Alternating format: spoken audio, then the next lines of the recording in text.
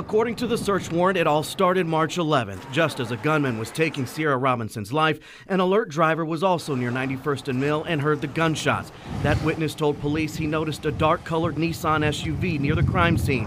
That description critical in the Amber Alert to find 2-year-old Nalani Robinson. And court records show that SUV was a 2018 Nissan Rogue, similar to this one, and it was registered to Enterprise Rental.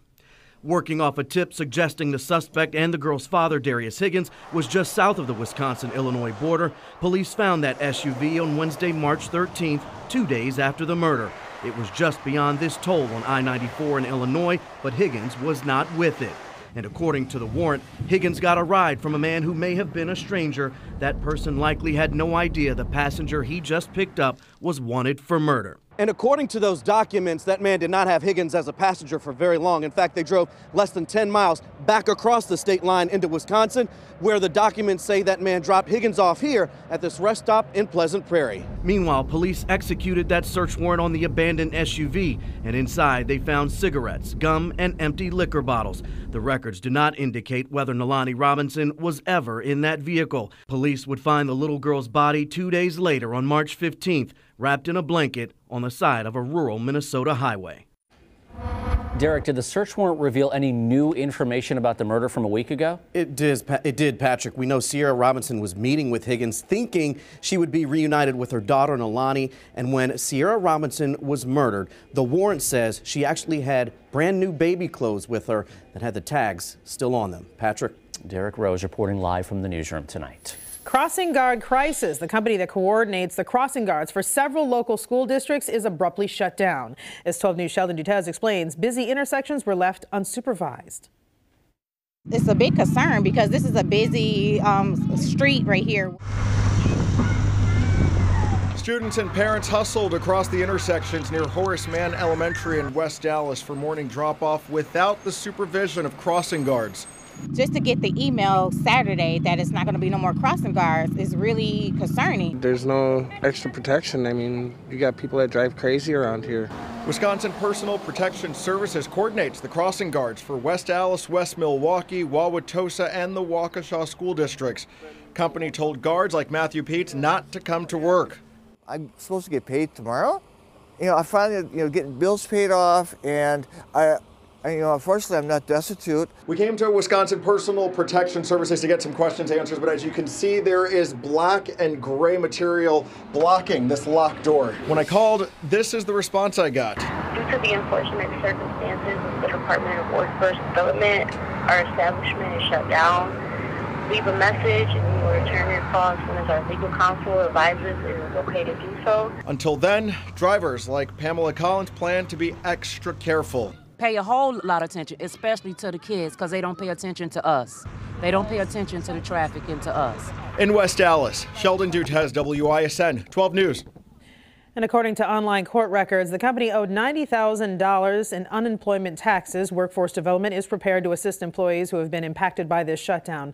As for contingency plans here, Wauwatosa says DPW workers and police are filling in for most of their crossing guard intersections. More breaking news, a bracket leak. No games have been played and March Madness is already living up to its name. 12 Sports' Stephanie Sutton is live at the Marquette Annex. Steph, the Marquette women's basketball team learned early where they will play in the postseason.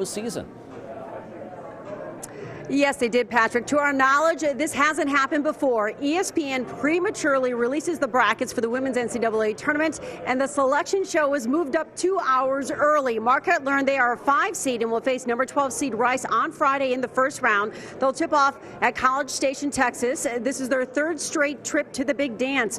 Joining me now is Golden Eagles head coach Carolyn Kieger. And I have to ask, were you shocked the brackets were released early? Absolutely. I mean, I've never seen this happen before, and it's unfortunate for the whole women's basketball community, I should say, but mistakes happen. We're ecstatic we're in the tournament. We're really anticipating where we were going, and we're going down to College Station to play Rice. So our girls are, we're ready to go, locked in. Are you a little disappointed, though, that ESPN kind of stole that moment from you, waiting to hear your name called at 6 o'clock when it was supposed to be the selection show? Yeah, I think it was a buzzkill for everybody. I mean, obviously, this is one of the biggest nights of the year for women's basketball, and everyone was really excited. But we realized mistakes happen, so now it's moving on, and we're on to our opponent, which is Rice. So everyone's really excited, and we're really thankful that everybody came out here to support us, even without the bracket being released early. Hoping to get past the second round this season, because that's the furthest you've ever gone, correct? Absolutely. It's been our goal from day one is to get to the Sweet 16, and we haven't been shy to say it. So tall task ahead, but we're really going to try to take this one game at a time in 200 feet. So I think our team starting tomorrow will be really locked on in our opponent. All right, thank you. Coach Keeger there for Marquette University. The Golden Eagles will face Rice on Friday in the first round of the NCAA tournament. Patrick, Toya, back to you. A buzzkill. Steph, thank you. And there is more to the story. The NCAA did release a statement saying they regret the error and are working with ESPN to make sure it doesn't happen again. The Marquette men are also headed to the NCAA tournament. They'll face Murray State Thursday afternoon in Hartford, Connecticut. The Wisconsin men will play the Oregon Ducks in the first round of the tournament Friday afternoon in San Jose, California. 70 million. That's how many tournament brackets are expected to be filled out this week. Many of those will be in office pools. Kent Wainscott is in the newsroom tonight. And Kent, you went inside one of the many offices around the Milwaukee area where folks are filling out their brackets today. Yeah, just one example, one office where folks are doing what countless others around the area are doing today, trying to figure out this puzzle. Bracket madness has invaded workplaces everywhere, firing up friendly rivalries, reducing productivity, and generating a lot of trash talk.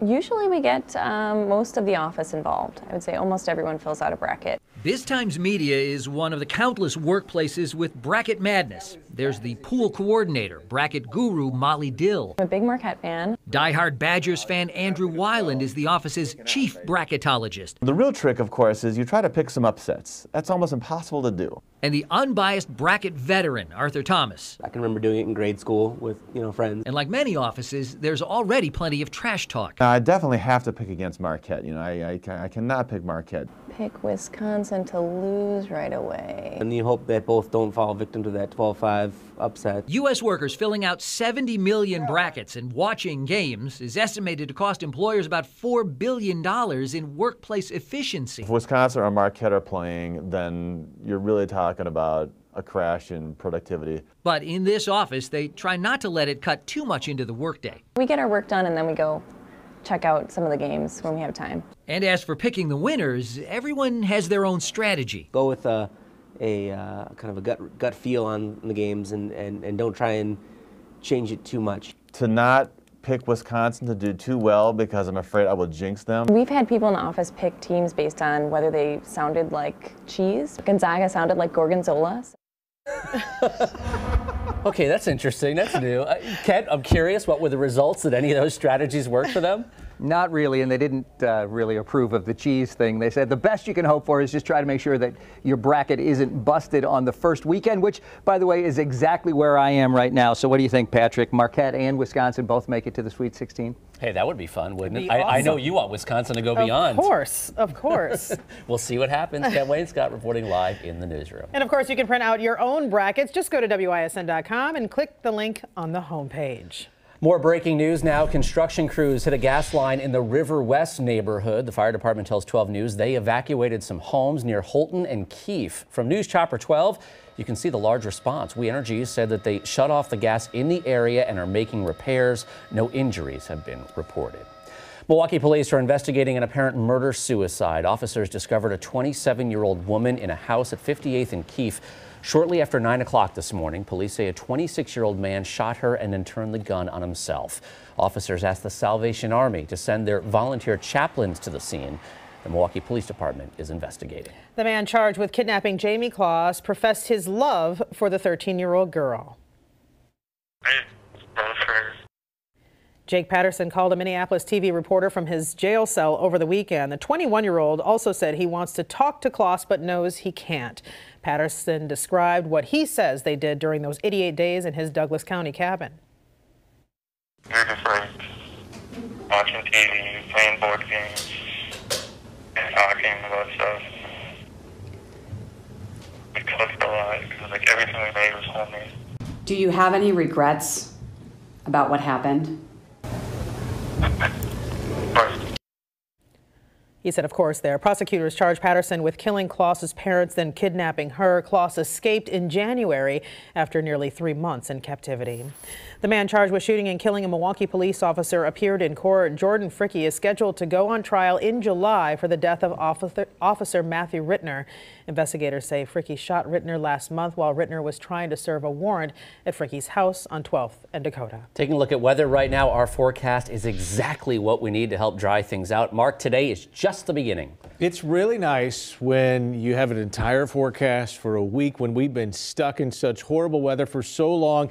And I can say it's going to look like this pretty much all week long. It's wonderful out there right now. 43 degrees. I know that's not incredibly warm, but it's not very windy. It's fun to see. A lot of folks are actually out and about here. This from the Art Museum, looking at the Art Museum from Discovery World. If you're heading out for this evening, you're going to have to grab the jacket, but not the heavy coat necessarily. Temperatures will fall back down through the 30s to the upper 20s as we head throughout the night. How long we can enjoy sunshine and warmer temperatures coming up in Weather Watch 12. Thank you, Mark. Shopko will close all of its stores by June. The company filed for bankruptcy in February, saying it would close 70% of its stores. Today, the Ashwaubenon retailer announced they were unable to find a buyer and said their remaining stores will close June 16th.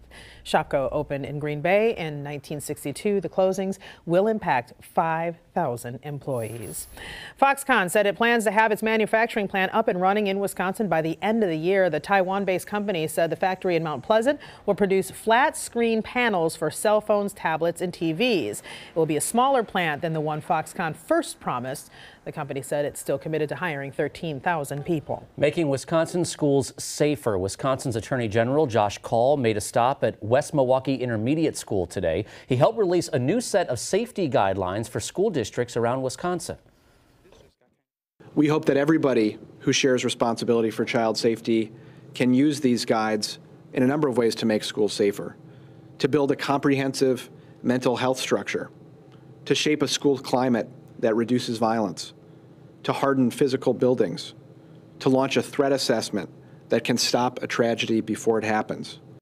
The state received $100 million in federal grants over the past year to help improve school safety. Well, we've made a twist on March Madness. It's Malt Madness. Yeah, we're talking about a beer bracket. We'll explain how it works coming up. And we promise you don't know jack about this. What really was in that cup Sixers Mike Scott took a sip of from during yesterday's Bucks game.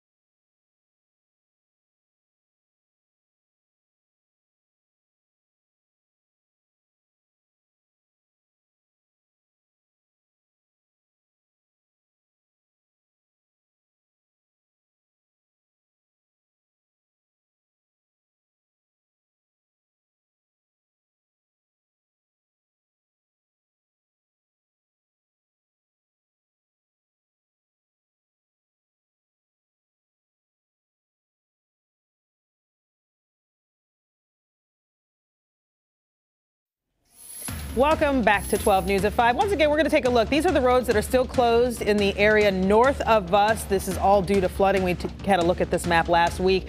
Most of those roads, as we mentioned, still closed down. Now, let's go ahead and zoom in. We don't have any real trouble spots here. You just see north of the city right there, a little spot of red. Mostly just orange in your east and westbound lanes on 94 right there. But it looks like traffic seems to be moving fairly smoothly. Well, let's go to the newsroom now and check in with Joyce to see what's coming up new tonight at 6. Joyce? Patrick, coming up at 6, a flood rescue and a car submerged. Incredible photos from the Village of Grafton Fire Department. 5 people in total rescued. How the driver was also arrested for OWI.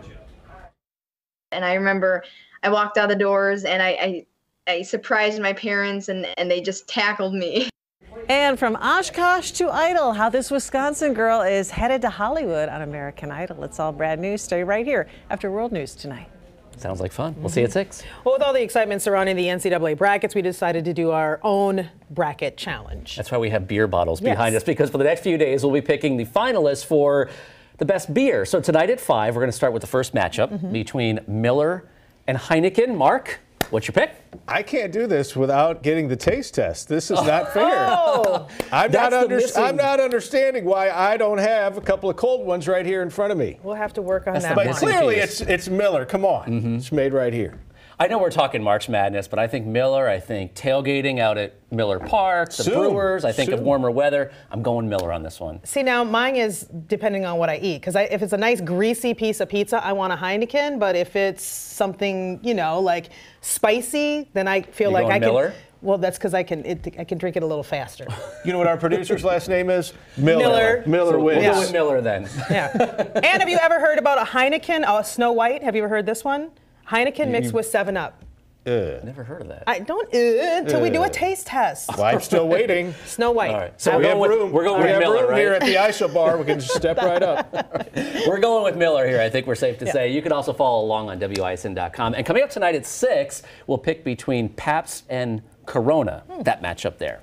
All right. Well, just in time for spring to begin, we have a fantastic beer drinking forecast. We do. It's looking good all week. As the week goes on, it gets warmer and warmer. You could probably have a cold one outside. It is really nice to talk about something other than snow and ice and cold and Arctic blasts and the polar vortex. Instead, we can talk about sunshine and warmer temperatures. 2 days until spring begins, and it's really going to coincide with nice weather all week long. Another thing, just soak this in. Tonight's sunset is at 7:01. We get to enjoy 182 days in a row with sunsets after 7 o'clock. This goes all the way through September 16th until we change it back, as the sunsets will be back in the 6 to 7 o'clock time period. River warnings, the flood warnings continue. Boy, they had some big problems in Ozaukee County along the Milwaukee River, where we had those ice jams that really caused some trouble. We had big trouble in Sheboygan. Of course, we had the flooding in Fond du Lac. It's better than it was, but we're not out of the woods. There's still a lot of ice here on some of these rivers, and a lot of these rivers, they've crested, but they're going to kind of hang around above flood stage for much of this week, including down on the Fox River, down into Kenosha County. So keep that in mind. We're not out of the woods with the flooding. It's going to take a while, but this is great news for the forecast because we've got sunshine, glorious shot there. 43 degrees right now in Milwaukee. Oh, yeah. Let's take you to Majestic Oaks. This is the golf course at Lake Lawn Resort. Not open yet, but it's just nice to see the greens again, not covered with snow. There are some courses that are opening tomorrow. These are the 2 that I know of. Rivermore in Waterford, Camelot up in Lomira, opening tomorrow. Evergreen opens on Thursday. Have not heard about the Milwaukee County courses just yet. That may happen, though. Now it's going to be wet out there. Don't wear your good golf shoes. Wear your crummy ones because it is going to be muddy. Temperature-wise, we're in the 30s to the low 40s across southeastern Wisconsin. Not a bad day at all. It's nice to see the sunshine. Warm all over the place here, so there's a lot of melting. There's still a bunch of snow on the ground here, and that's why I'm hoping that we can avoid seeing much of any kind of rain in the forecast for some time to come, because we are waterlogged around here, and there's still going to be all that melting snow that comes down in area rivers. Tonight, partly cloudy, 28 degrees, so cool out there. Do watch out. There's been some additional melting. There could be some slippery spots. Tomorrow's temperature, 47 degrees, and here is that Weather Watch 12 week ahead, which is a beauty. 47, 49, up to 50 on the first day of spring. By the way, it's at 4:58 on Wednesday, 49 degrees. Then we'll start talking about temperatures getting even better. How about 55 degrees on Saturday, 57 degrees on Sunday before we bring in any rain in the forecast all week. It's dry and it warms up. It's going to feel good. I can almost hear the lawnmower. Almost. Not shutting down the snowblower just yet, though. All right, thanks, Mark. A Michael Jackson museum ban. The Reason One Museum pulled all of the pop singer's items from its exhibits. Then a sipping surprise. What was really in that fan's glass that a 76ers player took a drink from in Milwaukee?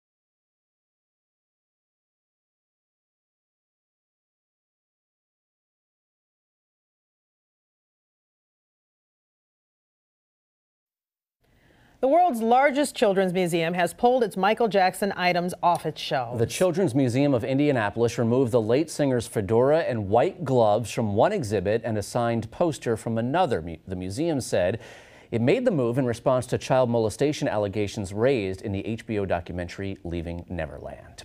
Apple unveils its new iPads. Both the new iPad Mini and iPad Air will have larger screens, faster processors, and come with an Apple Pencil. The new tablets are the first updates for the Mini and Air in years. Well, Bucks playoff tickets will go on sale Wednesday morning. Milwaukee's currently the top seed in the East. As for the players, they might want to sniff before they sip. Here's why. The 76ers' Mike Scott fell into the seats during yesterday's game at Fiserv Forum. There he is, grabbed the Bucks fan's drink and took a sip. People thought it was beer, but Scott last night posted this picture on Instagram with the